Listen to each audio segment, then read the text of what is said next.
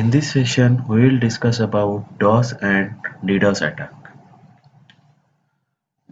DOS is an attack used to deny legitimate user access to a resource such as accessing a website, network, email, etc., or making it extremely slow. DOS is the short form of denial of service. This type of attack is usually implemented by hitting the target resource such as a web server with too many requests at the same time. This results in the server failing to respond to all the requests. The effect of this can either be crashing the server or slowing them down. Now DDoS attack. A distributed denial of service attack is an attempt to make an online service or a website unavailable by overloading it with huge flood of traffic generated from multiple sources.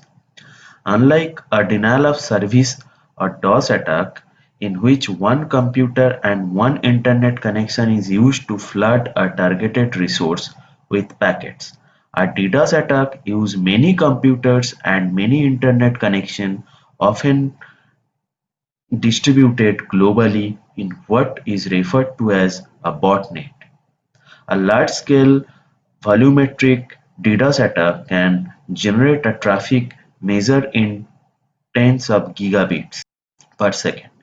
We are sure your normal network will not be able to handle such traffic. Now the question is that what is botnet? Attackers build a network of hacked machines which are known as botnets by spreading malicious piece of code through emails, website and social media. Once these computers are infected, they can be controlled remotely without their owner's knowledge and used like an army to launch an attack against any target. A DDoS flood can be generated in multiple ways, like botnet can be used for sending more numbers of connection requests than a server can handle at a time. Attackers can have computers send a victim resource huge amount of random data to use up the target's bandwidth. Due to the distributed nature of these machines, they can be used to generate distributed high traffic which may be difficult to handle. It finally results in a complete blockage of a service. Now, there are different types of DDoS attack are there. DDoS attack can be broadly categorized into three categories. Number one, volume-based attack. Number two, protocol-based attack. And number three, application layer attack. Volume-based attack include TCP flood, UDP flood, ICMP flood, and other spoofed packet floods. These are also called layer 3 and 4 attacks. Here an attacker tries to saturate the bandwidth of the target site. The attack magnitude is measured in bits per second.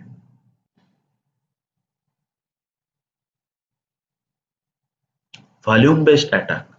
Volume-based attack include TCP flood, UTP flood, ICMP floods, and other spoof packet floods.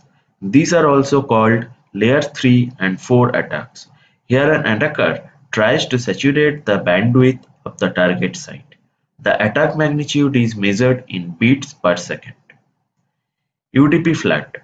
A UDP flood is used to flood random ports on a remote host with numerous UDP packets, more specifically port number 53. Specialized firewalls can be used to filter out or block malicious UDP packets. ICMP flood. This is similar to UDP flood and used to flood a remote host with numerous ICMP echo requests. This type of attack can consume both outgoing and incoming bandwidth, and a high volume of ping requests will result in overall system slowdown. HTTP flood.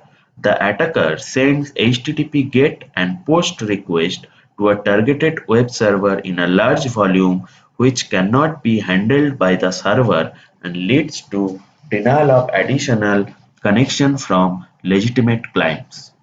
Amplification attack: the attacker make a request that generate a large response which include DNS request for large TXT record and HTTP GET request for large file like images, PDFs or any other data file. Next is protocol attacks. Protocol attacks include SYN flood, ping of death, fragmented packet attacks, Smurf, DDoS, etc. This type of attack consume actual server resources and other resources like firewall and load balancers. The attack magnitude is measured in packets per second. There are different types of protocol attacker there, like DNS flood. DNS flood are used to attack both the infrastructure and the DNS application to overwhelm a target system and consume all its available network bandwidth. SYN flood: the attacker sends TCP connection requests faster than the targeted machine can process them, causing network saturation. Administrator can tweak TCP stacks to mitigate the effect of SYN floods. To reduce the effect of SYN floods, you can reduce the timeout until a stack frees memory allocated to a connection, or selectively dropping incoming connections using a firewall or IP tables. Ping of death: the attacker sends malformed or oversized packets using a simple ping command. IP allows sending 65,535 bytes packets, but sending a ping packet larger than 65,535 bytes violates the Internet Protocol and could cause memory overflow of the target system and finally crash the system. To avoid ping-of-death attacks and its variants, many sites block ICMP ping message altogether at their firewalls. Next is application layer attack. Application layer attack includes slow loris, zero-day DDoS attack that target Apache, Windows, or OpenBSD vulnerabilities, and more. Here the goal is to crash the web server. The attack magnitude is measured in requests per second. Now different type of application layer attack are there, like application attack.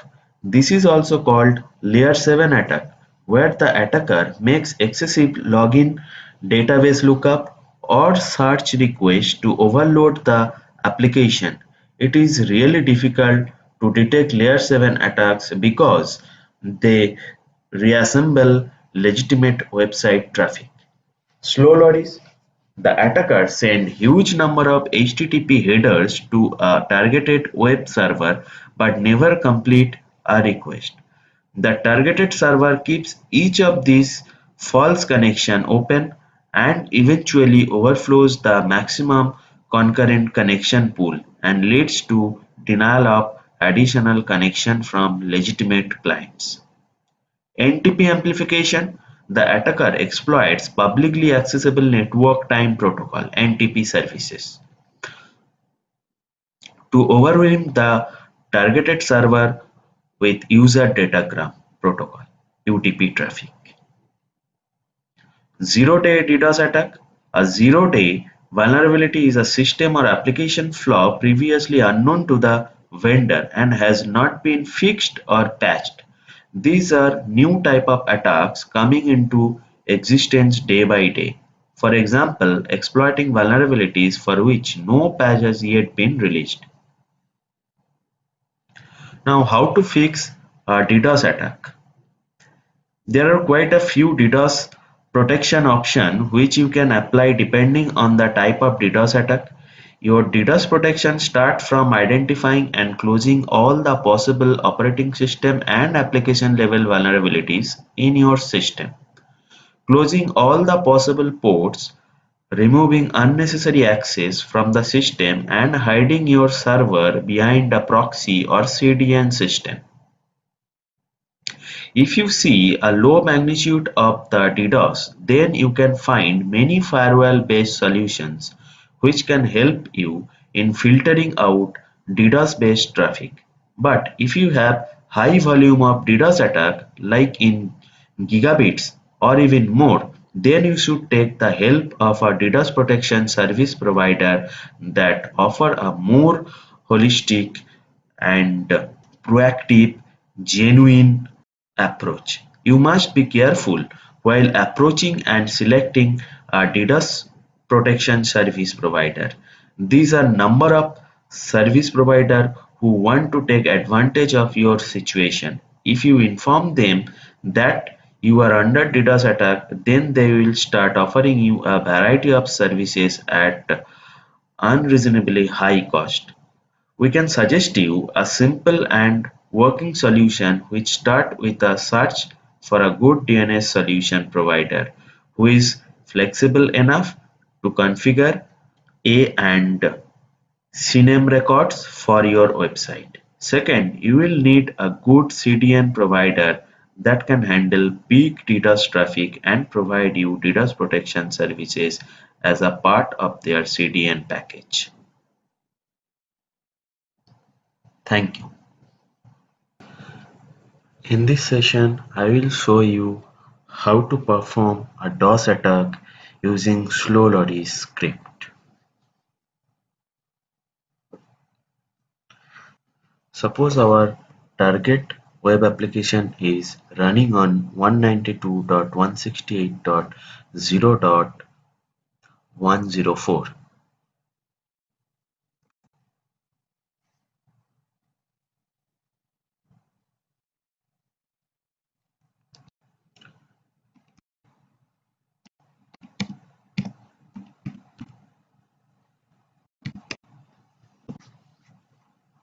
Okay, see, some web application is running on that particular server 192.168.0.104.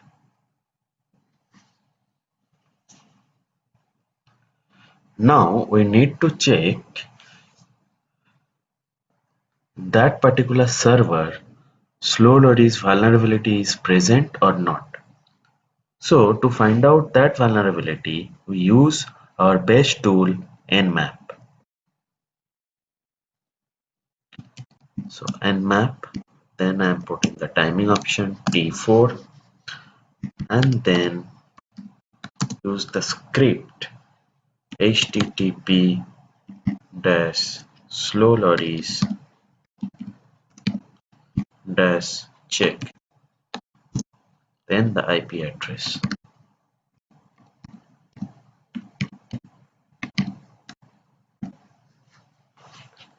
Let's wait for the result.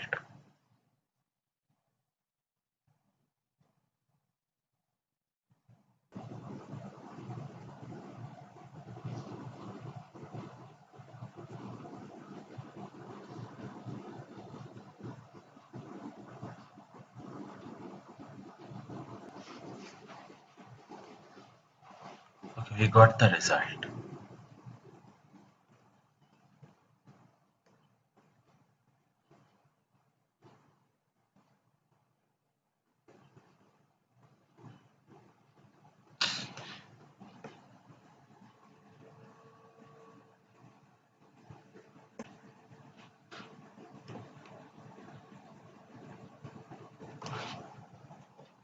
And it's showing HTTP Slowloadies check is vulnerable. So we can perform the Slowloadies attack. So to attack in that particular IP address, we need to use the Slowloadies script. Now you can easily download Slowloadies script from internet. Now I will show you how you can download Slowloadies script.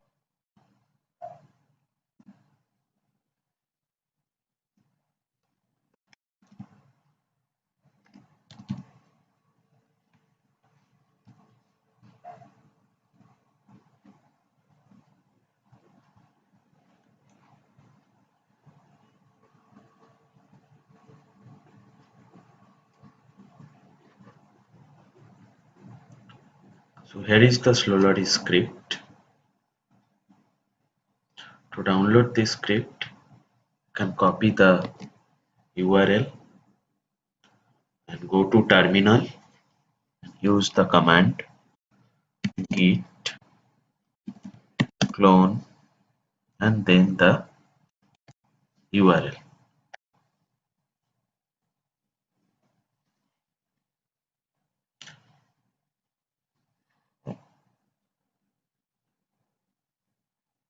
So I already download the script slowloris.pl.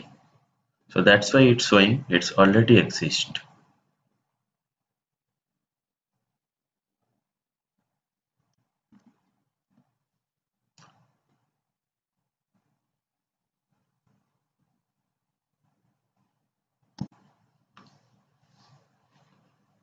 So now it's downloaded, and go to your file system and you can check slowloris.pl is there. Now open terminal from that particular directory and perform the DDoS attack using slowloris script. So this is a Perl script. So to run a Perl script, first we need to use the command Perl, then the script name, it's slowloris.pl. Then you need to use -dns to specify the domain name or IP address.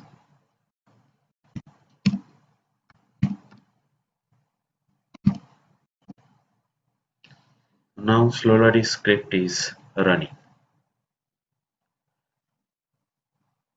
and it sent 494 packets successfully. This thread now sleeping for 100 seconds.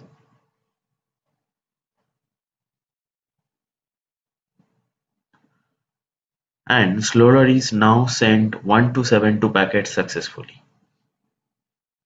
So this way it sent a huge number of packets to the target web application.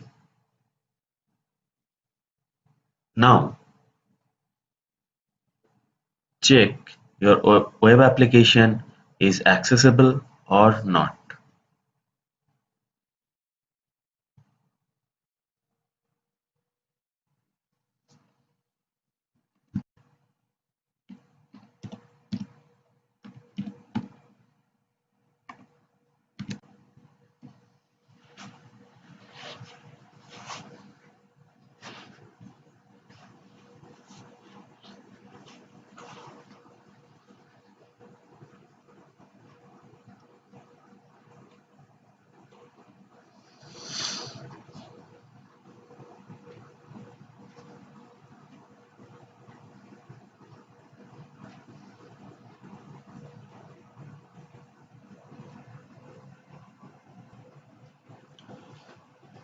Now see, this web application is not accessible.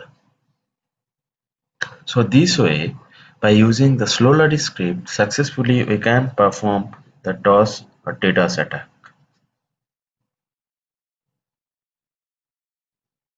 Thank you.